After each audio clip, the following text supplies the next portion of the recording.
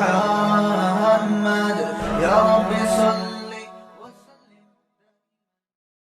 بسم اللہ الرحمن الرحیم نحمدہ ونصلی علی رسولہ الکریم۔ سورہ مومنون کا رکوع نمبر 4 اور 18ویں پارے کا رکوع نمبر 4۔ اس کی تفسیر ہم نے اسٹارٹ کر لی تھی، ایک آیت کی تھوڑی سی تفسیر کی تھی، میں اسی کو دوبارہ سے اسٹارٹ کر لیتا ہوں۔ بسم اللہ الرحمن الرحیم۔ یا ایھا الرسول کلوا من الطیبات واعملوا صالحا انی بما تعملون علیم۔ پچھلے رکوع میں پیغمبروں کے واقعات اجمالی طور پر بیان ہوئے۔ اللہ تعالیٰ فرما رہے ہیں اس رکوع کی ابتدا میں کہ تمام پیغمبروں کا بنیادی ہدف ایک ہی تھا، یعنی اگر آپ یوں کہیں نا کہ اسلام یا اللہ کیا چاہتا ہے، مذہب کی دعوت ہے کیا، اور مذہب کے مقابلے میں جو سیکولرزم ہے، جو سیکولر قوتیں ہیں وہ کیا چاہتی ہیں، تو اللہ نے اس کو 2 لفظوں میں بیان کر دیا۔ یا ایھا الرسول، اے پیغمبروں، کلوا من الطیبات، پاکیزہ چیزیں کھاؤ، واعملوا صالحا، اور اچھا عمل کرو۔ آپ دیکھ لیں آج دنیا میں جو بھی لبرل قوتیں ہیں نا، لبرل طاقتیں ہیں، ان میں یہ 2 ہی خرابی ہیں، نہ اچھا کھاتے ہیں نہ اچھا عمل کرتے ہیں۔ کھا کیا رہے ہیں؟ سور کھا رہے ہیں، مردار کھا رہے ہیں، جھٹکے کے سے مارے ہوئے جانور کو کھا رہے ہیں، شرابیں پی رہے ہیں، چرس اور ہیروئن پی رہے ہیں۔ یہ مذہب سے بغاوت کا نتیجہ ہے۔ ایسی بغاوت ہوئی ہے کہ دنیا میں بہت سے ممالک میں نشے کو لیگل کر دیا ہے، شراب تو لیگل ہے ہی ان ملکوں میں، اور چرس ہیروئن کو بھی لیگل کر دیا ہے۔ بعض ملکوں نے جب دیکھا نا عوام اتنی زیادہ ان چیزوں میں پڑی ہوئی ہے، اور واعملوا صالحا،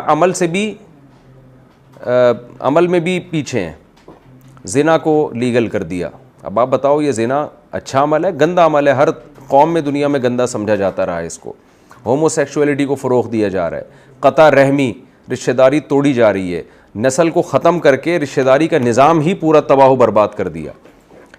تو یہ ہے، اگر آپ پیغمبروں کو فالو نہیں کرتے نا تو پھر آپ نہ کھاؤ گے اچھا اور نہ آپ کا عمل اچھا ہوگا۔ لیکن دنیا نے بڑی عقل مندی کی کہ پیغمبروں کی دعوت کو ٹھکرا کے جب گندگی میں پڑ گئے تو اس گندگی ہی کو اچھا کہنا شروع کر دیا، یعنی اچھائی کی ڈیفینیشن کو چینج کر دیا۔ اس کی میں اکثر ایک مثال دیتا ہوں کہ کسی علاقے میں کچھ چرسی بیٹھے ہوئے ہوں اور وہ چرسی علاقے کے معزز لوگ بن جائیں، چرس چھوڑتے نہیں ہیں، لیکن لوگ ان کو طعنہ دیتے ہیں کہ تم تو علاقے کے معزز لوگ ہو اور تم تو لوگوں کو نصیحت کرتے ہو، تو تم چرس کیوں پیتے ہو؟ تو وہ کیا کریں کہ چرس کو برائی کی فہرست سے نکال دیں اور کہیں کہ یہ تو انسان کا اپنا ذاتی معاملہ ہے، وہ کیا پیتا ہے، اور چرس کو اچھے ناموں سے موسوم کرنا شروع کر دیں، جی اینٹی ڈپریشن پاؤڈر ہے یہ۔ یہی دنیا نے کیا ہے۔ اللہ تعالیٰ نے تمام پیغمبر بھیجے، اللہ کہتے ہیں ان کی دعوت ایک تھی، کلوا من الطیبات واعملوا صالحا، پاکیزہ کھاؤ، نیک عمل کرو اور میری عبادت کرو، میری غلامی کرو۔ جو اچھے عمل میں یہ چیز داخل ہے اسی کو یعنی الگ سے بیان کیا جا رہا ہے۔ تو دنیا نے جب مذہب سے بغاوت کیا، اس کا نتیجہ کیا نکلا آپ کے سامنے ہے، لیکن ظلم یہ کیا کہ اچھے عمل ہی کو کی ڈیفینیشن ہی کو چینج کر دیا، زنا کو لیگل کر دیا، ہومو سیکشولیٹی کو لیگل کر دیا، شراب کو لیگل کر دیا، اور آگے پتہ نہیں کیا کیا لیگل ہونے والا ہے۔ اچھے عمل کی ڈیفینیشن میں بس صرف تھینک یو اور اچھی طرح سے بات کرنا اور معاملات میں صاف رہنا، کیونکہ ریاستیں چلتی نہیں ہیں جب تک لوگ معاملات میں صاف نہ ہوں۔ تو ریاست کے وجود کے لیے ضروری تھا کہ لوگ ایمانداری سے ٹیکس ادا کرتے رہیں اور ٹریفک کے قوانین کی پابندی کریں اور ایک دوسرے کا تھوڑا خیال کریں۔ بس یہ چیز چونکہ ریاست کو چلانے کے لیے ضروری تھی تو صرف اتنی اچھائی کو انہوں نے پروموٹ کیا ہے۔ تو خوب سمجھ لیں، اللہ تعالیٰ نے پیغمبروں کی دعوت بہت پیاری رکھی ہے، کلوا من الطیبات واعملوا صالحا۔ اب طیبات کا کیا مطلب ہے؟ طیبات کہتے ہیں وہ پاکیزہ چیزیں جن میں رغبت بھی ہو، یعنی عام حلال کو نہیں کہتے بلکہ جو انسانی طبیعت جن کی طرف مائل ہوتی ہو۔ اور انسانی طبیعت سے مراد کیا؟ اچھے لوگوں کی طبیعت جو خود فطرت پہ ہوں، یعنی فطرت سلیمہ اس کا انکار نہ کرتی ہو۔ جیسے گوشت میں طیبات کیا ہے؟ یہ جو ہم گوشت کھاتے ہیں ذبح کر کے، یہ ایک ایسی چیز ہے جس میں انسان کی طبیعت مائل ہوتی ہے۔ تو اس کے اپوزٹ جو قرآن کی آیت ہے وہ کیا ہے؟ یحرم علیہم الخبائث۔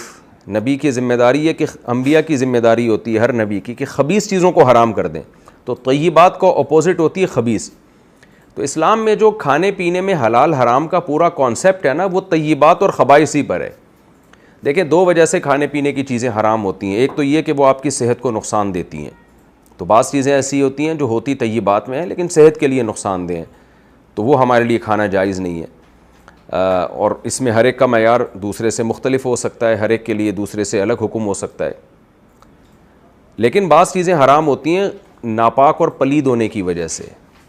خنزیر ہے اور اس طرح کے جو کتا ہے اور جو درندے ہیں یا مردار ہے، یہ سب چیزیں اس میں داخل ہیں.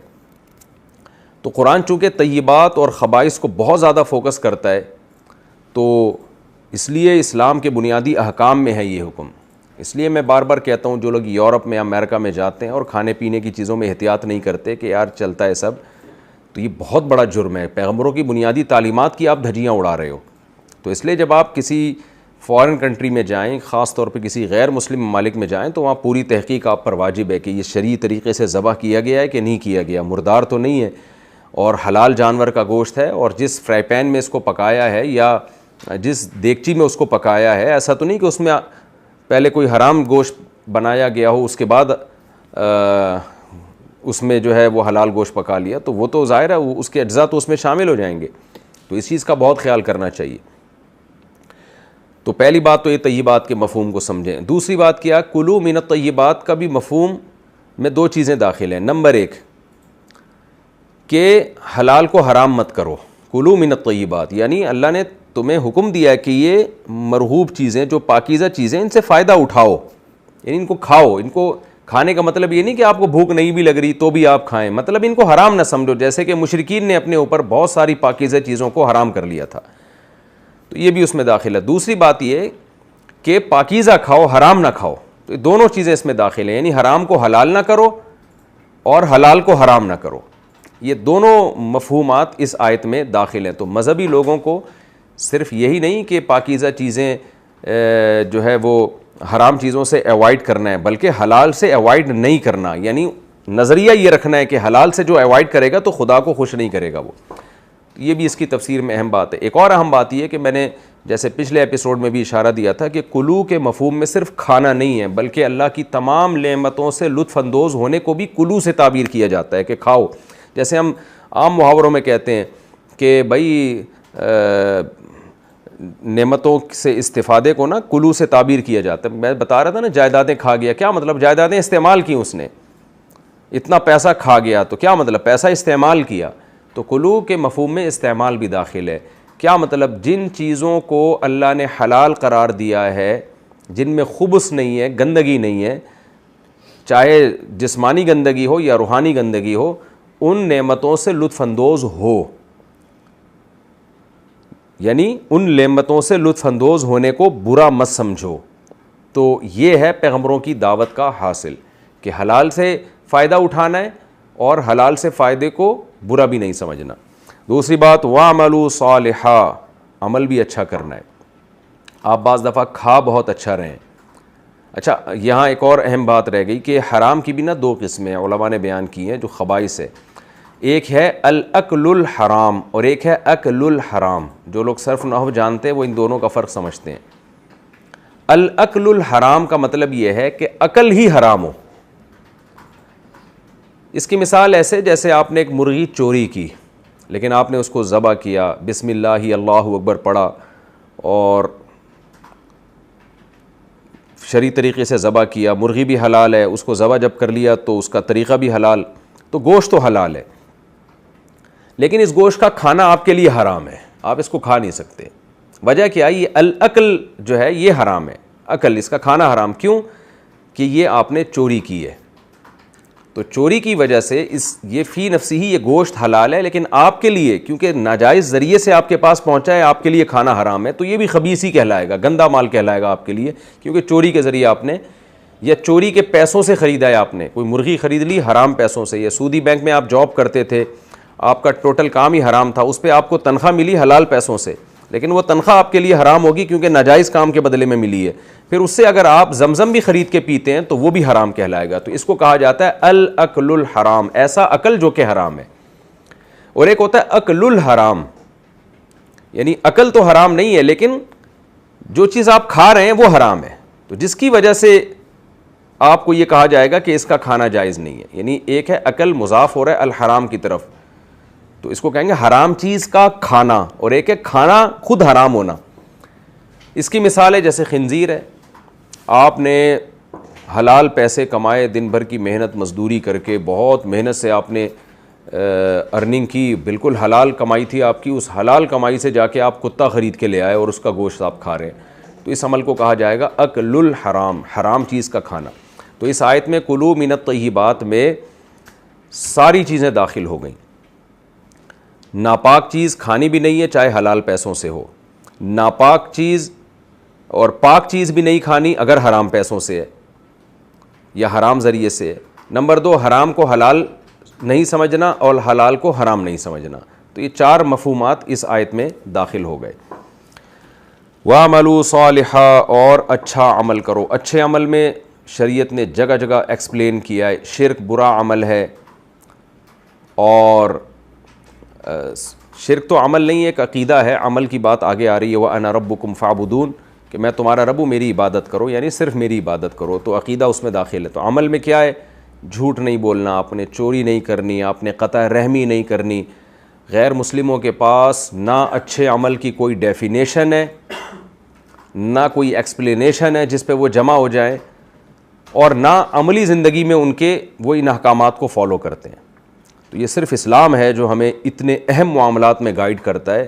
تو یہ اسلام کا ہم پر بہت بڑا احسان ہے, ورنہ انسان اور جانور میں کوئی فرق نہیں ہے. مسئلہ یہ ہے کہ ہم نے سوٹ اور ٹائی اور اچھی ڈریسنگ اور تھینک یو سے بات کرنے کو انسانیت سمجھ لیا ہے. تو انسانیت وہ ہے جو آپ کو اسلام بتاتا ہے, جو پیغمبر بتاتے ہیں, جو ابراہیم علیہ السلام, نوح علیہ السلام, صالح علیہ السلام, ہود علیہ السلام, محمد صلی اللہ علیہ وسلم, موسیٰ علیہ السلام, وہ جو کچھ بتاتے تھے نا, وہ انسانیت ہے, وہ یہی ہے. یا ایھا الرسول, تمام پیغمبروں کو اللہ کہتے ہیں میں نے ایک ہی بات سکھائی ہے, کلوا من الطیبات واعملوا صالحا. تو اس اچھے عمل میں قطع رحمی سے بچنا, صلہ رحمی کرنا, ماں باپ کے ساتھ حسن سلوک, صدقات و خیرات, زکوٰۃ, نماز, حج, یہ تمام کے تمام احکام, داڑھی بڑھانا, مونچھیں گھٹانا, ناخن کاٹنا, بغلوں کے بال صاف کرنا, زیر ناف بال صاف کرنا, اور یہ جتنے احکام حدیث میں آتے ہیں, تغییر خلق اللہ سے بچنا کہ اللہ کی تخلیق کو آپ بگاڑ رہے ہیں. تو یہ تمام کی تمام چیزیں یہ اچھے اعمال میں داخل ہیں.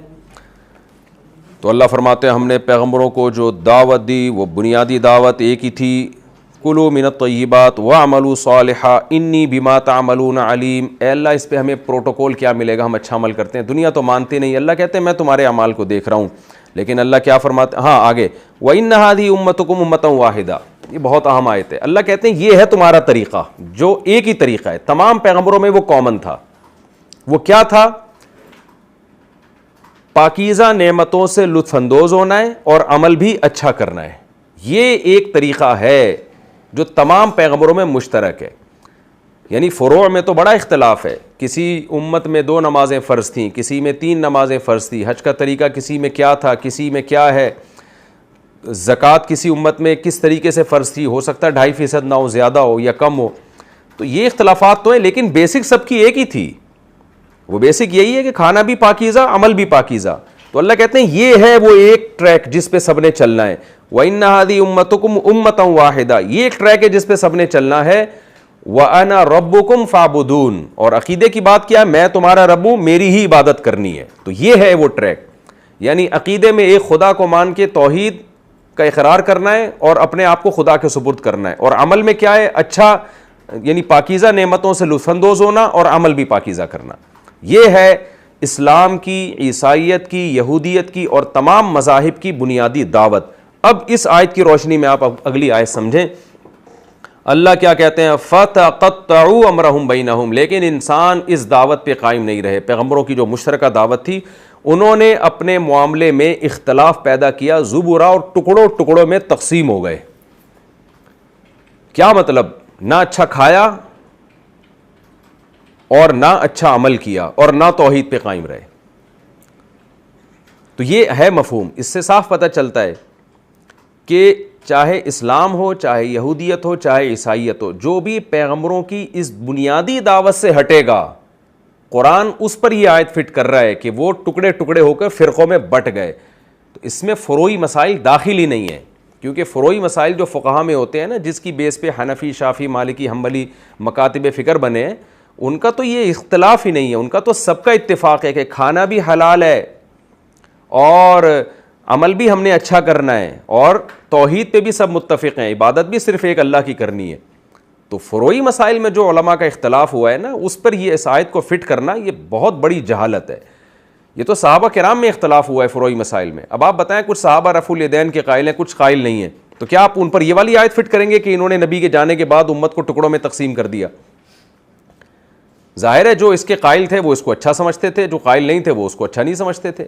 تو طیبات کے مفہوم میں جو ہے نا کہ آپ اچھا عمل کریں، وَاعْمَلُوا صَالِحًا، تو اچھے عمل میں کچھ اعمال تو ایسے ہیں جن پر امت کا اجماع ہے کہ یہ اچھے ہیں، کچھ اعمال ایسے ہیں جن میں قرآن و سنت میں دونوں طرف کے دلائل ملتے ہیں، تو کسی نے اس کو اچھا کہہ دیا، کسی نے اس کو اچھا کہہ دیا، وہ اس آیت کے مفہوم میں داخل نہیں، کیونکہ عقیدہ سب کا یہی ہے کہ ہم نے اچھے کو فالو کرنا ہے، برے سے ہم نے بچنا ہے. تو جب یہ عقیدہ آپ کا ہے تو پھر اگر آپ کا رائے میں اختلاف ہوتا ہے تو وہ تو یہود و نصارہ میں بھی ہوا، ان کے اہل حق میں ہوا، اور صحابہ کرام میں ہوا اختلاف. میں بنو قریظہ والی حدیث بہت دفعہ پیش کر چکا ہوں، مزید اس کو میں ڈیٹیل میں نہیں جاؤں گا، کہ نبی صلی اللہ علیہ وسلم نے عصر کی نماز کے لیے بھیجا صحابہ کو، تو نماز قضا ہونے لگی. بعض کی رائے یہ تھی کہ نبی کا آرڈر یہ کہ پڑھنا ہے، بعض کی رائے یہ تھی کہ حدیث کا مطلب یہ کہ نہیں پڑھنا. کتنا بڑا اختلاف ہوا فرض نماز کے بارے میں، لیکن نبی نے دونوں کو ملامت نہیں کی. حالانکہ آپ قرآن کی آیت پیش کر سکتے تھے کہ میں آیا تمہارے درمیان اللہ کا پیغام لے کر اور تم ٹکڑوں میں بٹ گئے، ایک فریق عصر پڑھ رہا ہے، دوسرا قضا کر رہا ہے، تو تم تو ٹکڑوں میں بٹ گئے. ظاہر ہے ٹکڑوں میں نہیں بٹے تھے صحابہ، ان کا ایک علمی اختلاف تھا. وہ علمی اختلاف اسی بیس پہ تھا کہ کلوا من الطیبات واعملوا صالحا کو سبھی مان رہے تھے. تو اس اور فروعی اختلاف اگر مراد ہوتا نا تو پھر تمام پیغمبروں میں فروعی احکام تو الگ الگ ہوئے ہیں، تو پھر تمام پیغمبروں کا ایک مذہب کہاں سے ہو گیا؟ پھر تو موسیٰ علیہ السلام کی میں 5 نمازیں فرض نہیں تھیں، تبھی تو بخاری میں حدیث ہے کہ موسیٰ علیہ السلام نے نبی صلی اللہ علیہ وسلم سے فرمایا کہ آپ کی امت پہ 5 نمازیں فرض ہیں، آپ کی امت نہیں پڑھ سکے گی، کیونکہ اپنی قوم کے حالات دیکھ چکے تھے کہ ان پہ اس سے کم نمازیں فرض تھیں، وہ نہیں پڑھ سکے، تو آپ کی امت 5 کہاں سے پڑھے گی؟ تو فروعی مسائل میں تو بہت اختلاف رہا ہے پیغمبروں میں، لیکن اللہ کہتے ہیں ایک امت تھی یہ، یعنی آدم سے لے کے آدم علیہ السلام سے لے کے محمد صلی اللہ علیہ وسلم تک ایک ہی دین تھا، اور اس دین میں لوگوں نے اختلاف ڈالا ہے. تو وہ اختلاف یہ ڈالا ہے کہ وہ جو بیسک دین تھا ان ھذہ امتکم امۃ واحدہ والا دین، وہ دین یہ تھا کلوا من الطیبات واعملوا صالحا وانا ربکم فاعبدون، یہ دین تھا وہ.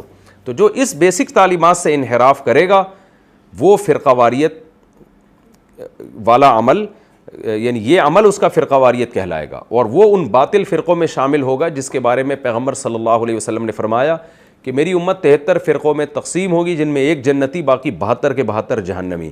تو وہ 72 جہنمی ہوں گے جو ان بیسک چیزوں میں اختلاف کریں گے. جس کا اس بیسک چیز میں اختلاف نہیں ہے، چاہے وہ 20 ناموں سے ہوں، ان ناموں سے کوئی فرق نہیں پڑتا، وہ اسی فرقے میں داخل ہوں گے جو فرقہ ناجی ہے، جس کو نبی صلی اللہ علیہ وسلم نے جنتی کہا ہے، جس کے بارے میں کہا ما انا علیہ واصحابی، جس پر میں اور صحابہ ہیں، جو اس طریق پہ چلے گا تو وہ جنتی فرقہ ہوگا. تو اس معیار کو لے کے ہمیں فرق پرکھنا چاہیے کہ کون جنتی کون جہنمی. اور آج کل کے نام نہاد اسکالرز کیا کرتے ہیں، وہ کہتے ہیں یار اتنے سارے فرقے بنے ہوئے، دیوبندی، بریلوی، شیعہ، اہل حدیث، حنفی، شافعی، مالکی، حنبلی، اتنے سارے ہیں، تو قرآن تو کہہ رہا ہے یہ لوگ ٹکڑوں میں بڑھ جائیں گے، تو یہ سارے جہنمی ہیں. ہم جو بات کر رہے ہیں وہ صرف ہم مسلم کی بات کر رہے ہیں، قرآن کی بات کر رہے ہیں، لہذا ہم جنتی ہیں. تو آیت کو غلط رخ پہ پھیرتے ہیں، اور نتیجہ کیا نکلتا ہے کہ وہ مزید ایک فرقہ بنا لیتے ہیں امت کے اندر. تو ایسے ہر تھوڑے چند سالوں میں ایک نیا فرقہ پیدا ہوتا رہتا ہے، اور سب یہ والی آیتیں اس پہ فٹ کرتے ہیں. اور پھر کہتے ہیں اللہ نے ہمارا نام مسلم رکھا ہے. تو خوب سمجھ لیں، اللہ نے ہمارا نام مسلم غیر مسلم کے مقابلے میں رکھا ہے. اللہ نے جو ہمارا نام مسلم رکھا ہے نا، وہ غیر مسلم کے مقابلے میں. جب کوئی غیر مسلم ہم سے پوچھے گا تم کیا ہو، تو ہم یہ نہیں کہیں گے کوئی ہم کیا ہیں، حنفی ہیں، شافعی ہیں، کہیں گے ہم مسلم ہیں. لیکن جب مسلمانوں ہی کے آپس میں مکاتب فکر بنے ہیں تو اس میں کوئی دوسرے مکتب فکر سے اپنے آپ کو الگ ثابت کرنے کے لیے اگر کوئی اپنی پہچان رکھ لیتا ہے تو اس میں شرعاً کوئی حرج نہیں ہے.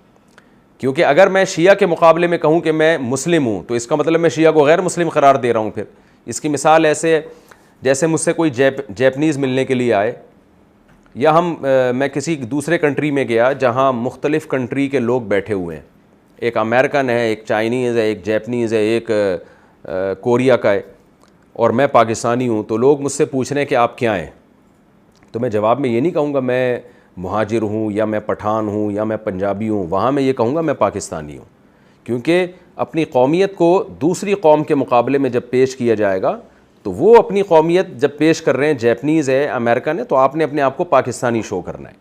لیکن اگر سارے پاکستانی بیٹھے ہوئے ہیں کراچی میں، سب کو پتہ ہے کہ سب پاکستانی تو ہیں ہی، تو اب آپ کا تعارف پوچھا جاتا ہے آپ کیا ہیں، تو آپ کہو گے میں سندھی ہوں. آپ کیا ہیں، آپ کہو گے میں پنجابی ہوں. وہاں کہنا میں پاکستانی ہوں تو یہ دوسرے کو چڑھانے والی بات ہے.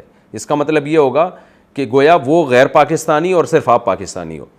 تو اسلام میں جب مختلف مکاتب فکر وجود میں آئے ہیں تو ان میں ان مکاتب فکر کی چونکہ بنیادی چیزیں ایک ہی تھیں، کلوا من الطیبات واعملوا صالحا تھا، تو پھر انہوں نے جو آپس میں چند مسائل میں اختلاف ہوا نا، تو اس اختلاف کی بیس پہ امام ابو حنیفہ کے جنہوں نے فالو کیا ان کو حنفی کہا جانے لگا، جنہوں نے امام شافعی کو فالو کیا ان کو شافعی کہا جانے لگا، جنہوں نے امام احمد کو فالو کیا ان کو احمد بن حنبل کہا جانے لگا، جنہوں نے قرآن و حدیث کی اس تحقیق کو معتبر مانا جو امام مالک نے کی تھی ان کو مالکی کہا جانے لگا.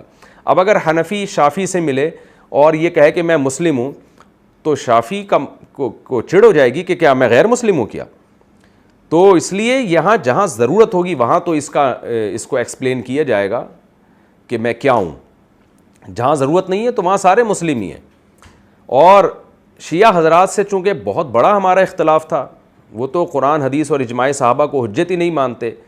تو صحابہ کے دور میں تو شیعہ سنی بھی نہیں تھے، یہ بعد میں شیعہ سنی وجود میں آئے ہیں.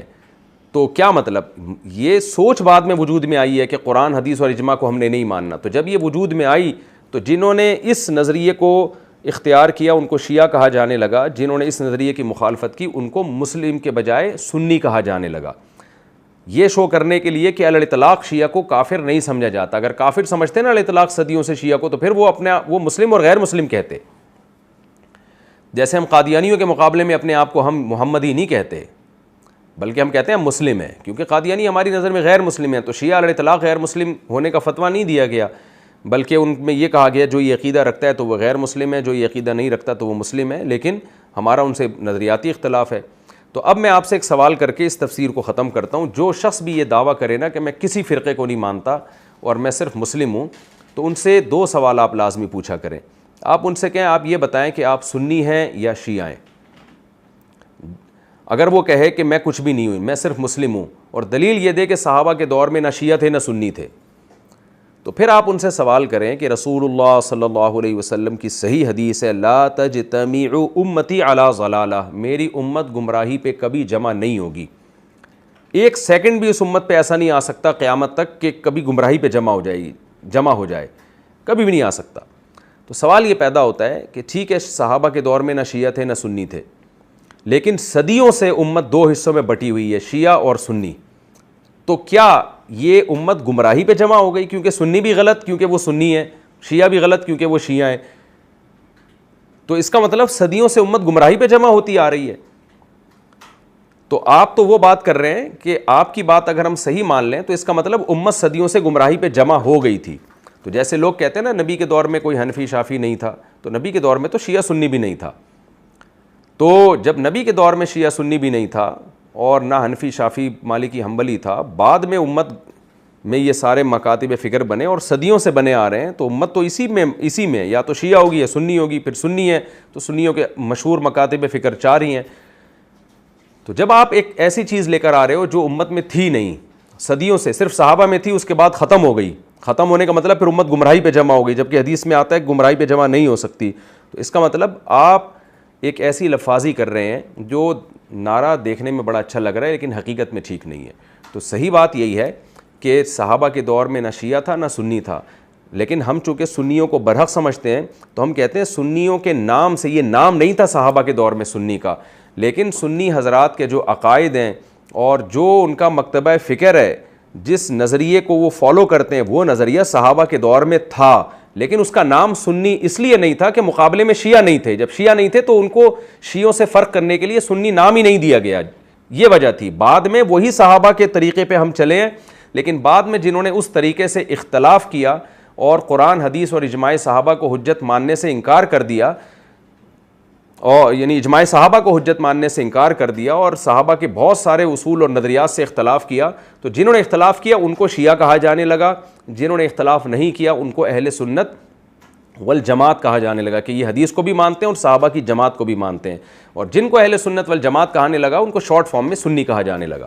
پھر سنیوں میں فروعی اختلاف ہوا جب مسائل میں، جو صحابہ میں بھی تھا، تو حنفی مکتبہ فکر آپ کو صحابہ میں بھی ملے گا، اس نام سے نہیں ملے گا۔ شافعی مکتبہ فکر آپ کو صحابہ میں بھی ملے گا لیکن شافعی کے نام سے نہیں ملے گا۔ جیسے مصحف عثمانی حضرت عثمان کے نام سے بعد میں موسوم ہوا، لیکن یہ مصحف عثمانی آپ کو نبی کے دور میں بھی ملے گا۔ کیا مطلب؟ یہ والا قرآن جو حضرت عثمان نے لکھا یہ نبی کے دور میں بھی ملے گا، نام اس کو بعد میں دیا گیا ہے کیونکہ مرتب اس کو حضرت عثمان نے کیا۔ تو اسی طرح خوب سمجھ لیں جو مسائل حنفیوں کے ہیں، شافعیوں کے، مالکیوں کے، حنبلیوں کے، وہ مسائل آپ کو صحابہ کے دور میں بھی ملیں گے لیکن اس نام سے نہیں ملیں گے کیونکہ یہ نام کی ضرورت نہیں تھی۔ بعد میں جب مجتہدین نے اس پہ کام کیا، فقہ کو مرتب کیا اور صحابہ کے اقوال کو یکجا کر کے اپنی رائے قائم کر کے کتابی شکل دے دی، تو جس قانون کو امام ابو حنیفہ نے مرتب کیا تو ان کے جو فالوورز تھے تو ان کو حنفی کہا جانے لگا۔ تو یہ نام بعد میں پڑا ہے۔ یہ اہل سنت والجماعت کے تمام مکاتب فکر صحابہ کے دور میں موجود تھے، نام نہیں تھا ان کا، نام بعد میں دیا گیا ہے۔ تو اس لیے آج کل کے اسکالرز یہ ناموں سے بڑا دھوکہ دیتے ہیں۔ تو یہ خوب سمجھ لیں کہ خلاصہ میں اب 2 لفظوں میں بیان کرتا ہوں۔ ایک تو فتقطعوا امرهم بینہم زبرا، اس کا فروعی مسائل میں جو علماء کا اختلاف ہوتا ہے اور اس بیس پہ ان کے مختلف نام ہوتے ہیں، اس آیت کا اس سے کوئی تعلق نہیں ہے۔ اس آیت کا تعلق اس سے ہے کہ جو اصول میں اختلاف کرے گا، اصول کیا ہے؟ کلوا من الطیبات واعملوا صالحا وانا ربکم فاعبدون، جو اس میں اختلاف کرے گا وہ ان باطل فرقوں میں داخل ہے جس کی قرآن یہاں مذمت کر رہا ہے۔ جو عقیدہ توحید کو نہیں مانے گا، نبی کو حاضر ناظر مشکل کشا سمجھے گا، یا قرآن و حدیث کی واضح نصوص کی دھجیاں اڑائے گا، یا حرام کھانا شروع کر دے گا اور اس پہ حلال کا لیبل لگا دے گا، وہ ان آیتوں کے مفہوم میں داخل ہے۔ اور جو فروعی اختلاف صحابہ میں تھا، وہ اختلاف اگر آج بھی کوئی کرتا ہے اور اس اختلاف کی بیس پہ نام بھی رکھے جاتے ہیں، اس میں کوئی حرج نہیں ہے، یہ اس فرقہ واریت میں داخل نہیں ہے، کیونکہ یہ نام دوسرے مکتبہ فکر جو اسلام ہی کا ایک حصہ ہے اس سے فرق کرنے کے لیے رکھا گیا ہے، اس کے علاوہ کے لیے رکھا نہیں گیا۔ آگے اللہ فرماتے ہیں کل حزب بما لدیہم فرحون۔ یہ جو بیسک مسائل میں جب اختلاف ہوا نا، جیسے عیسائیوں نے فرقہ بنا دیا، وہ فرقے نے بڑا اختلاف کیا، وہ کیا کہ عیسیٰ علیہ السلام کو اللہ کا بیٹا بنا دیا، تو یہ بڑا اختلاف تھا۔ مسلمانوں میں بھی ایسے اختلاف ہوئے، بڑے بڑے اختلاف۔ ان بڑے اختلافات میں کیسے کیسے فرقے وجود میں آئے۔ کسی نے عقیدہ تقدیر کا انکار کر دیا، کسی نے نبی صلی اللہ علیہ وسلم کو حاضر ناظر مشکل کشا مان لیا، کسی نے یہ کہہ دیا کہ نبی بشر ہی نہیں ہے۔ تو اللہ فرماتے ہیں یہ بیسک تعلیمات سے ہٹے، کل حزب بما لدیہم فرحون، اور ہر فریق جو نالج اس کے پاس ہے اس پہ فخر کر رہا ہے، وہ حالانکہ وہ غلط نالج ہے اس کے پاس۔ اچھا، یہاں بھی ایک اہم بات اور بھی میں بتاتا چلوں کہ جب باطل فرقے ٹوٹ کے نکلتے ہیں نا، تو ان میں سارے فرقوں کو برا نہیں کہا جاتا، اس کو کہا جائے گا جو باطل، جو حق سے الگ ہوا ہے۔ تبھی نبی صلی اللہ علیہ وسلم نے بھی امت کے بارے میں فرمایا 73 فرقوں میں ڈیوائیڈ ہوگی۔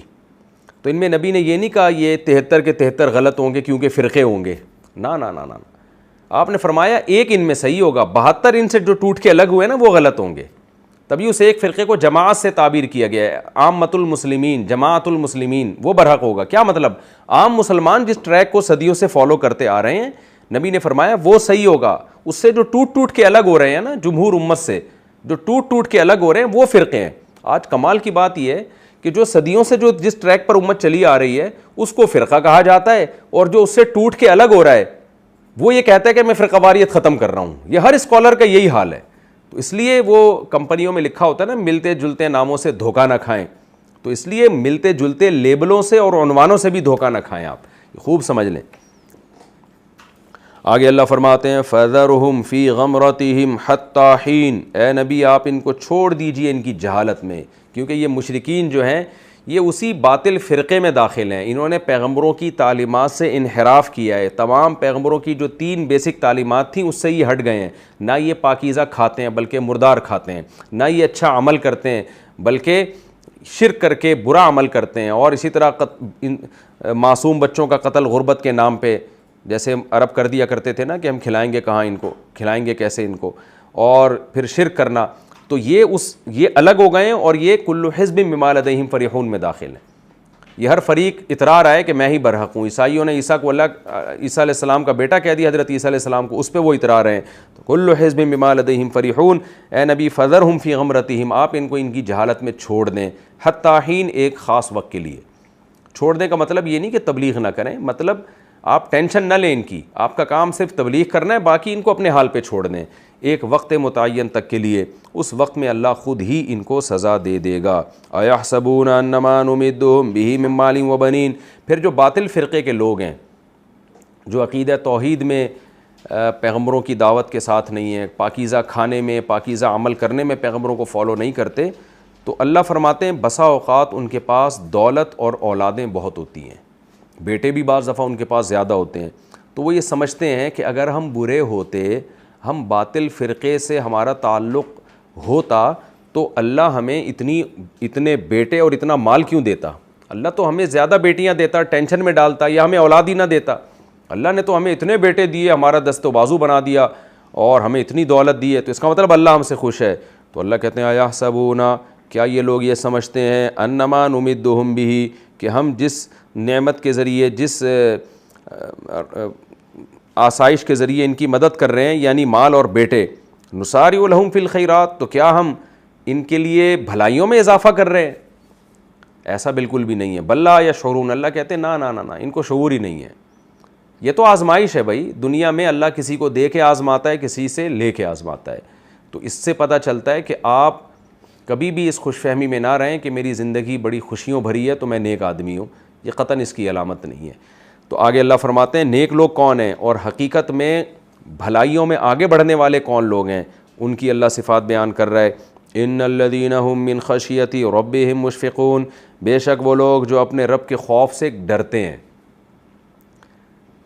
والذین هم بآیات ربهم یؤمنون, اپنے رب کی آیات پر ایمان لے کر آتے ہیں.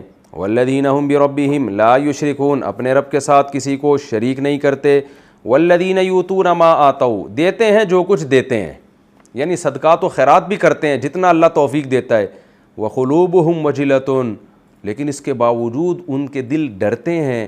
انہم الی ربہم راجعون, کہ ہم نے ایک دن رب کے سامنے کھڑا ہونا ہے, پتہ نہیں ہمارا یہ عمل مقبول ہوگا بھی کہ نہیں ہوگا, پتہ نہیں صدقہ تو ہمیں زیادہ کرنا چاہیے تھا, ایسا تو نہیں ہم نے کم کیا, ایسا تو نہیں ہے کہ ہمارا شمار ناشکروں میں ہو جائے. یعنی اللہ کہتے ہیں یہ کم بخت لوگ کنجوس ہیں, دنیا کو مسافر خانہ نہیں سمجھتے, خدا کے نام پہ خرچ نہیں کرتے, پھر بھی آخرت سے نہیں ڈرتے. لیکن نیک لوگ خرچ کر کے بھی آخرت سے ڈر رہے ہوتے ہیں. فرمایا اولئک یسارعون فی الخیرات, جن کی یہ کیفیت ہوگی یہ ہیں نیکیوں میں, بھلائیوں میں بڑھنے والے. تو اس سے پہلے جن کو اللہ نے دولت اور بیٹے دے دیے, تو وہ خوش فہمی میں نہ رہیں کہ ہم بھلائیوں میں بڑھ رہے ہیں, بلکہ بھلائیوں میں وہ بڑھ رہا ہے, اصل نعمتیں اس کو مل رہی ہیں جس کے اندر یہ صفات ہوں. وَهُمْ لَهَا سَابِقُونَ, فرمایا یہی لوگ ہیں جو بھلائیوں میں سبقت کر رہے ہیں, خیریں اکٹھی کر رہے ہیں. وَلَا نُكَلِّفُ نَفْسًا إِلَّا وُسْعَهَا, دیکھیں قرآن کیسے انسان کی نفسیات کو جانتا ہے.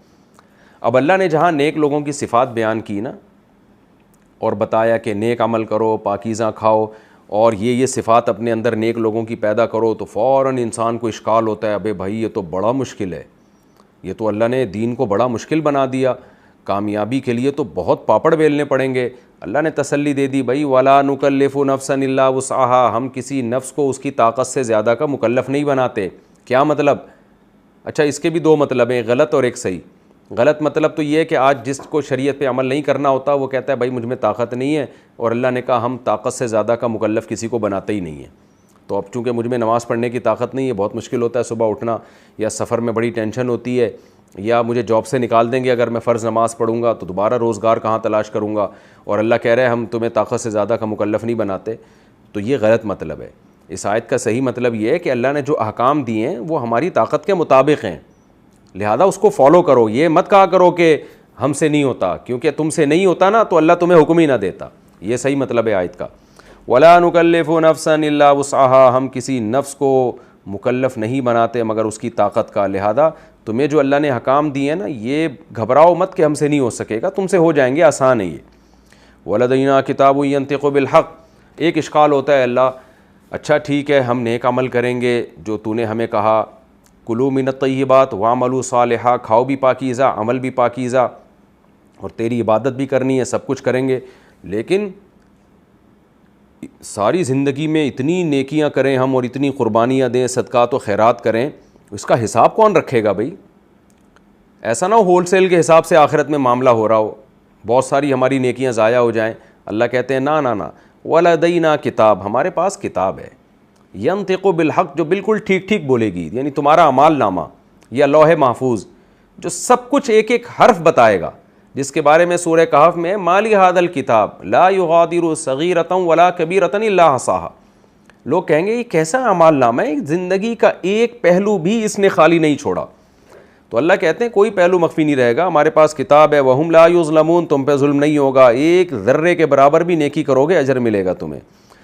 آگے اللہ فرماتے ہیں بل قلوبہم فی غمرۃ من ھذا، یہ تو ہم نے نیک لوگوں کی باتیں کی ہیں کہ وہ ایسے ہوتے ہیں، تو ہونا یہ چاہیے تھا کہ یہ مشرکین لوگ اور باطل لوگ جو مذہب کو نہیں مانتے یہ سن کے دین کی طرف آئیں، لیکن اللہ کہتے ہیں معاملہ الٹا ہے، بل قلوبہم فی غمرۃ من ھذا، بلکہ ان کے جو دل ہیں وہ ان تمام باتوں سے جہالت میں پڑے ہوئے ہیں، ان کو تو بس پیسہ کمانا ہے، شہرت، پیسہ۔ آپ دیکھ لیں نا موٹیویشنل اسپیکرز کیا کیا باتیں کر رہے ہوتے ہیں آج کل، سکسیز، کامیابی، خدا تو ہے ہی نہیں ان کی ڈکشنری میں، اچھا عمل کرو، پاکیزہ کھاؤ، یہ تو ہے ہی نہیں ڈکشنری میں۔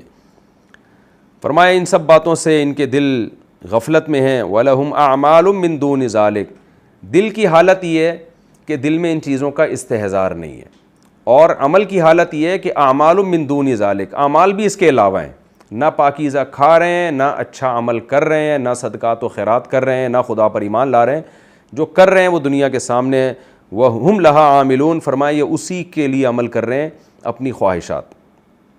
آگے اللہ فرماتے ہیں لیکن ایسے میں چھوڑوں گا نہیں، حتیٰ اذا اخذنا مترفیہم، یہاں تک کہ جب ہم پکڑیں گے ان لوگوں کو جن کو اللہ نے خوش عیشی دی ہے، کیونکہ زیادہ تر وہی لوگ ہیں جو برائیوں میں ہیں، عذاب میں ہم پکڑیں گے، اذا ہم یجأرون، تو پھر یہ چیخیں گے، چلائیں گے، لیکن اللہ کہے گا لا تجأروا اليوم، آج کے دن چیخنا چلانا مت کرو، انکم منا لا تنصرون، آج ہماری طرف سے تمہاری مدد نہیں کی جائے گی، یعنی تمہیں ہم سے کوئی بچانے والا نہیں ہے۔ قد کانت آیاتی تتلی علیکم، آج تم چیخ رہے ہو لیکن میری آیات تم پر دنیا میں تلاوت کی جاتی تھیں، فکنتم علی اعقابکم تنکسون، جب کوئی ڈاکٹر تمہاری صحت کی بات کرتا کان لگا کے سنتے، موٹیویشنل اسپیکر تمہیں محنت کے طریقے بتاتا کان لگا کے سنتے، کوئی تمہیں پیسہ کمانے کا طریقہ بتاتا کان لگا کے سنتے، کوئی سیاسی تبصرے کرتا کان لگا کے سنتے، لیکن جب میری آیات تم پہ تلاوت کی جاتی تھیں تو ایڑیوں کے بل پلٹ جاتے تھے تم۔ یہ کنایا ہے کہ یعنی بالکل بھی نہیں سنتے تھے، یہ ضروری نہیں ہے کہ کسی پر آیت تلاوت کی جائے تو وہ ایڑیوں کے بل گھوم کے واپس چلا جائے، یہ تو بلاغت ہے قرآن کی، یعنی ایسے نظر انداز کرتے تھے، ایسے ٹاپک چینج کرتے تھے جیسے ایڑیوں کے بل کوئی پلٹ جائے۔ مستکبرین بہ، اور اس قرآن کے ساتھ تکبر بھی کرتے تھے، سامرن، مشغول رہتے تھے، تہجرون، اور فضول باتیں کرتے تھے اس قرآن کے بارے میں۔ فضول باتیں کیا ہے؟ کوئی کہتے تھے یہ شعر و شاعری ہے، کوئی کہتا تھا یہ اللہ پہ جھوٹ باندھا ہوا کلام ہے معاذ اللہ، کوئی کہتا تھا یہ جادو ہے، تو اس قسم کی مہجور کلام تم کیا کرتے تھے۔ افلم یدبر القول، اللہ کہتے ہیں کیا اس کلام میں تم نے غور نہیں کیا؟ اس کلام کو الحمد سے لے کے والناس تک پڑھو تو صحیح، نہ تمہیں یہ شاعری لگے گی، نہ اس میں مبالغہ آرائیاں لگیں گی، اور نہ اس میں تمہیں جنون نظر آئے گا کہ کسی مجنون کا کلام ہے یہ، نہ تمہیں جادو نظر آئے گا۔ اللہ کہتے ہیں کیا انہوں نے اس کلام میں غور نہیں کیا؟ ام جاءہم ما لم یاتی آباءہم الاولین، یا محمد صلی اللہ علیہ وسلم، یا یہ قرآن ان کے پاس وہ باتیں لے کر آ رہا ہے جو ان کے باپ دادا کے پاس نہیں تھی۔ بعض دفعہ کوئی چیز نہیں ہوتی ہے نا تو اچھمبے کی ہوتی ہے، انسان مانتا نہیں ہے۔ اللہ کہتے ہیں تو تمہارے باپ دادا کے پاس بھی پیغمبر یہی تعلیمات لے کر آئے ہیں، اٹھاؤ ہسٹری اٹھا کے دیکھو، اپنے باپ دادا سے پوچھو، یہود و نصارہ سے پوچھو۔ یہ وہی بات ہے جیسے قرآن میں 26ویں پارے میں ہے نا، قل ما کنت بدعا من الرسل، اے نبی ان سے کہہ دیجئے میں کوئی نیا رسول نہیں ہوں، مجھ سے پہلے تو 20 رسول آ چکے ہیں جن کے بارے میں تم بھی اعتراف کرتے ہو۔ تو یہ بھی ایک انسان کی نیچر ہے کہ بالکل ایک نئی چیز ہوتی ہے نا تو اس کا ذہن ایکسیپٹ نہیں کرتا۔ تو اللہ کہتے ہیں یہ تعلیمات تو پرانی ہیں، صدیوں سے چلی آ رہی ہیں۔ ام لم یعرفوا رسولہم، قرآن آگے ترقی کر کے کہتا ہے کیا انہوں نے اپنے رسول کو پہچانا ہی نہیں ہے؟ یہ 40 سال محمد صلی اللہ علیہ وسلم ان کے دوران رہے ہیں، ان کے بیچ میں رہے ہیں، 40 سال کے دوران ان کے بیچ میں رہے ہیں، تو کیا یہ رسول کو پہچانتے نہیں ہیں کہ یہ مجنوں ہیں یا دیوانے ہیں یا شاعر ہیں؟ فہم لہو منکرون، اور اس کی بیس پر یہ انکار کر رہے ہیں، یعنی یہ سب استفہام انکاری ہیں۔ یعنی یہ کیسے اچھمبے کی بات ہے کہ 40 سال تمہارے درمیان محمد صلی اللہ علیہ وسلم رہے، تمہیں پتہ ہے کہ نہ وہ مجنون ہیں، نہ وہ دیوانے ہیں، نہ وہ کبھی انہوں نے زندگی میں جھوٹ بولا، تو اس سب کے باوجود بھی تم ایمان نہیں لے کر آتے۔ ہم یقولون بھی جنہ، کیا یہ لوگ یہ کہتے ہیں محمد صلی اللہ علیہ وسلم کو جنون ہے؟ بل جاءہم بالحق، اللہ کہتے ہیں نا نا نا نا نا، ان کو پتہ ہے نہ وہ مجنون ہے، نہ شاعر ہیں، نہ دیوانے ہیں، بات اصل میں صرف ایک ہی ہے، وہ یہ ہے کہ محمد صلی اللہ علیہ وسلم ان کے پاس حق لے کر آئے ہیں، وَأَكْثَرُهُمْ لِلْحَقِّ كَارِهُونَ، کیسی بلیغ آیت ہے، اور ان میں اکثر حق کو ناپسند کرتے ہیں۔ تو ظاہر حق ان کے مفاد کے خلاف جا رہا ہے، ان کی خواہشات کے خلاف جا رہا ہے۔ آگے اللہ ایک اصول بیان کرتے ہیں کہ دیکھو ہم چاہتے نا تو تمہاری خواہشات کے مطابق دین نازل کر دیتے، جیسے جیسے تم کہتے ویسے ویسے قانون بنا دیتے، لیکن ایک اصول اور ضابطہ ہے کہ انسان کو حق کی اتباع کرنی ہے، حق کو انسانوں کے پیچھے نہیں چلنا ہے، کیونکہ اگر انسانی خواہشات کی بیس پہ حق کا معیار قرار دے دیا جائے تو نظام عالم تباہ ہو جائے گا۔ وَلَوِ اتَّبَعَ الْحَقُّ أَهْوَاءَهُمْ، اللہ کہتے ہیں حق ان کی خواہشات کے پیچھے چلنا شروع ہو جائے نا، ہونا تو یہ ہمیں اپنی خواہشات کو حق کے پیچھے قربان کرنا ہے، حق کے پیچھے چلانا ہے، نہ یہ کہ حق ہمارے پیچھے چلے گا۔ یعنی میرا دل چاہ رہا ہے شراب پینے کو تو میں کہوں حق یہ ہے کہ شراب لیگل ہونی چاہیے، میرا دل چاہ رہا ہے زنا کرنے کو، میں کہوں کہ حق یہ ہے کہ زنا لیگل ہے، جیسے کہ یورپ امریکہ نے کیا ہے، مغربی دنیا نے کیا ہے، جو ان کا دل چاہتا تھا انہوں نے قانون بنا کے لیگل کر دیا۔ تو اللہ کہتے ہیں اگر حق خواہشات کے پیچھے چلنا شروع ہو جائے، لَفَسَدَتِ السَّمَاوَاتُ وَالْأَرْضُ، آسمانوں اور زمین اور ان کے بیچ میں جو مخلوق ہے ساری تباہ و برباد ہو جائے، سارا نظام ہی خراب ہو جائے۔ تو اس لیے ہم اس کائنات کے نظام کو تو تبدیل نہیں کر سکتے، یہ بھی ہماری مرضی سے نہیں ہے، بہت سی چیزیں اس میں ہماری خواہش کے مطابق ہوتی ہیں، بہت سی ہماری خواہش کے خلاف ہوتی ہیں، تو اگر ساری ہماری خواہش کے مطابق ہوں تو نظام عالم برباد ہو جائے گا۔ کیسی بہترین بلیغ آیت ہے، اور آج تو یہ نظر آ رہی ہے۔ آپ دیکھیں نا، جو لوگ مذہب کو نہیں مانتے انہوں نے یہ نہیں دیکھا کہ حق کیا ہے، قانون اس کے مطابق بنایا جائے، بلکہ دیکھا کہ ہم کیا چاہتے ہیں تو قانون اس کے مطابق بنایا انہوں نے۔ پھر فرمایا بل لفسدت السماوات والارض ومن فیہن بل اتیناہم بذکرہم، اللہ فرماتے ہیں بلکہ اصل بات یہ ہے کہ ہم ان پر کے لیے بات یہ نہیں ہے کہ ان کو یہ نبی صلی اللہ علیہ وسلم کے بارے میں شبہ ہے کہ یہ مجنون ہیں، دیوانے ہیں، یا انہوں نے پیغمبر کو پہچانا نہیں ہے۔ پیچھے بات ساری آئی نا، فلم یدبروا القول ام لم یعرفوا رسولہم، کہ رسول کو کیا یہ پہچانتے نہیں ہیں۔ تو قرآن خود ان سب چیزوں کی نفی کر رہا ہے کہ اصل بات یہ ہے کہ ہم ان کا نصیحت نامہ ان کے پاس لے کر آئے ہیں، فہم عن ذکرہم معرضون، یہ بے وقوف اپنی نصیحت سے اعراض کر رہے ہیں۔ ذکر کا معنی نصیحت جو آپ کو فائدہ پہنچائے، اپنے فائدے کی چیزوں سے یہ لوگ اعراض کر رہے ہیں۔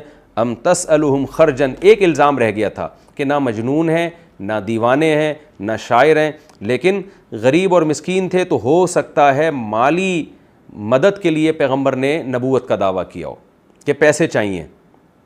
بعض دفعہ یہ ہوتا ہے نا کہ آپ کو پیسے کمانے کا کوئی طریقہ نہیں ہوتا تو آپ موٹیویشنل اسپیکر بن کے اچھی اچھی باتیں کرنا شروع کر دیتے ہیں، تو اس سے آپ کو پیسہ ملنا شروع ہو جاتا ہے۔ تو اللہ کہتے ہیں یہ بھی نہیں ہے بھائی، ام تسألہم خرجن، اے محمد صلی اللہ علیہ وسلم کیا آپ ان سے پیسے مانگ رہے ہیں؟ خرج خراج کو کہتے ہیں نا، ٹیکس وغیرہ یا کوئی بھی آمدن اجرت اس کو کہتے ہیں۔ آپ تو اپنی دعوت پہ کوئی پیسہ بھی نہیں مانگ رہے کہ جو لوگ مسلمان ہوں گے اتنا پیسہ مجھے دیں گے۔ جو زکوٰۃ آپ نے فرض کی ہے اس کے بارے میں بھی آپ نے اصول بنایا کہ انہی کے مالداروں سے لے کے انہی کے غریبوں کو لوٹائی جائے گی، یؤخذ من اغنیائہم وترد الی فقرائہم۔ ام تسألہم خرجن، کیا آپ نے خرج مانگا ان سے؟ فخراج ربی کا خیر، تو آپ کا رب جو آپ کو اجر دے گا وہ بہتر ہے، تو اس لیے آپ تو ان سے مانگتے نہیں ہیں۔ وَهُوَ خَيْرُ الرَّازِقِينَ، اور وہ سب سے بہترین روزی دینے والا ہے۔ تو پیغمبر پہ جتنے ممکنہ اعتراضات بن سکتے تھے قرآن نے ان تمام اعتراضات کا جواب دیا، اور میں ایک سمجھتا ہوں کہ مشرکین کے لیے حجت قرآن ہو یا نہ ہو، میرے اور آپ کے لیے بہرحال یہ حجت ہے۔ تو وقت ہمارا چونکہ مکمل ہو چکا ہے، اللہ ہمارے ایمان کو مضبوط کرے۔ مکی آیتیں وہ زیادہ تر ایمان ہی کی مضبوطی کے لیے ہیں۔ اللہ ہمیں قرآن پر ایمان نصیب فرمائے، پیغمبر صلی اللہ علیہ وسلم پر ایمان نصیب فرمائے، اور جو میں نے آج خلاصہ پیش کیا، جو قرآن خلاصہ پیش کر رہا ہے، کلوا من الطیبات واعملوا صالحا، ہم نے پاکیزہ کھانا ہے اور عمل اچھا کرنا ہے اور ایک خدا کی عبادت کرنی ہے۔ اللہ موت تک ہمیں اس اصول پر قائم رہنے کی توفیق عطا فرمائے۔ وقت ہمارا مکمل ہو گیا، اگلے ایپیسوڈ میں انشاءاللہ سورہ مومنون کا رکوع نمبر 4 اور 18ویں پارے کا بھی رکوع نمبر 4 اس آیت سے شروع کروں گا۔ وَإِنَّكَ لَتَدْعُوهُمْ إِلَىٰ صِرَاطٍ مُسْتَقِيمٍ، یعنی آیت نمبر 73، یہاں سے میں انشاءاللہ اس کی تفسیر شروع کروں گا۔ اللہ تعالیٰ سمجھنے کی، عمل کی توفیق عطا فرمائے۔ وَمَا عَلَيْنَا إِلَّا الْبَلَاغُ۔